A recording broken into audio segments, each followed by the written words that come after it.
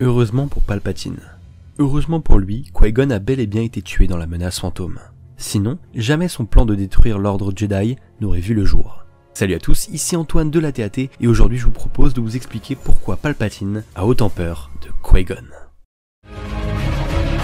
Nous serons le maître des Jedi. Enfin, nous aurons notre revanche. Quelle bonne idée de venir vous joindre à nous. La fête est terminée.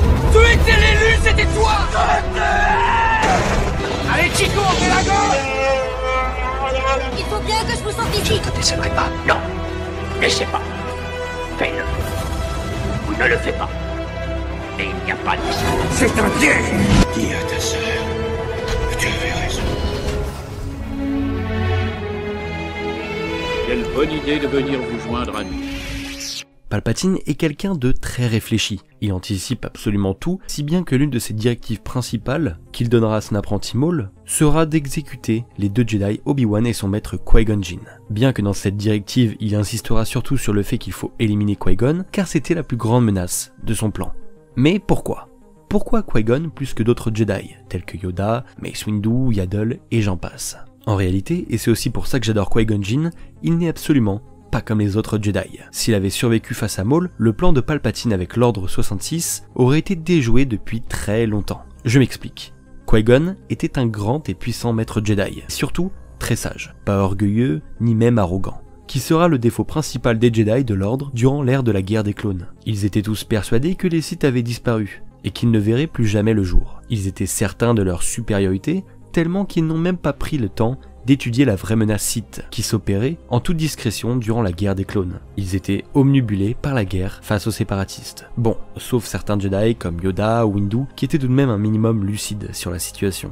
Et je dis bien un minimum, parce qu'ils se sont réveillés très clairement trop tard. Qui-Gon, lui, était complètement différent. Très souvent, il s'est opposé aux idées des membres du Conseil, qui restaient trop sur leurs acquis. Et surtout, il connaissait les mythes et prophéties Jedi, et même certaines prophéties Sith. Tandis que les autres Jedi portait très peu d'importance là-dessus.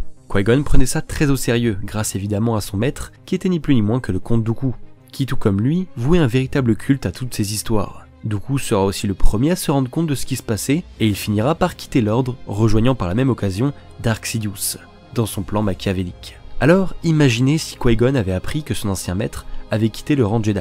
Il se serait posé beaucoup de questions, et aurait vite compris ce qu'il se passait. De toute manière, si Qui-Gon avait survécu face à Maul, non seulement Dooku serait sans doute revenu du bon côté de la Force, mais surtout, Qui-Gon se serait lancé corps et âme dans la traque du Seigneur Sith, qui avait envoyé Maul. Et étant donné qu'Anakin n'était qu'un enfant, et donc ne pourra pas, comme il l'a fait plus tard, aider Palpatine dans son plan, le Seigneur Sith n'avait aucune chance. Raison pour laquelle il fallait, pour la réussite de son plan, éliminer Qui-Gon.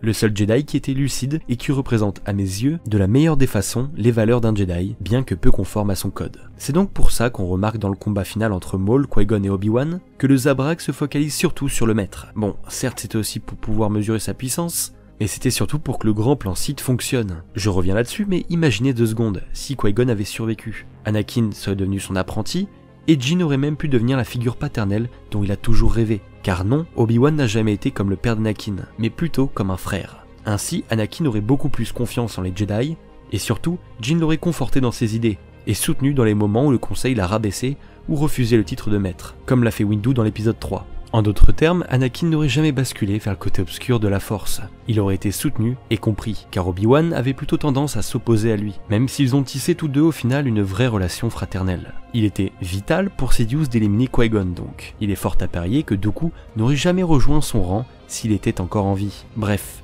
la mort de Qui-Gon est véritablement tragique, mais permet à Palpatine de continuer son plan sans accroc. Le maître Jedi Jinn savait très probablement que sa mort faisait partie du grand échiquier de la prophétie, et qu'Anakin en était l'élu. Raison pour laquelle, dans ses dernières paroles, il implore à Obi-Wan de prendre Anakin sous son aile, car il est persuadé de la véracité de la prophétie, et du destin qui s'abat sur son sort. Il les connaissait toutes par cœur après tout.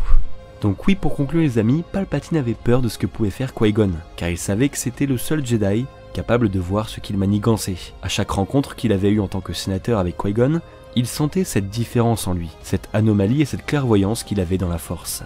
Raison pour laquelle il demandera au vice-roi Gunray de le tuer dès que possible dans son vaisseau, au début de la menace fantôme. Merci à tous pour avoir vu la vidéo jusqu'au bout, si elle vous a plu, n'hésitez pas à la liker et à partager autour de vous, ça aide grandement au développement de la chaîne, mais aussi à rejoindre la force en vous abonnant à la TAT et à notre chaîne secondaire ATAT Studio. Sur ce, prenez soin de vous, c'était Antoine, et que la force soit avec vous. Toujours.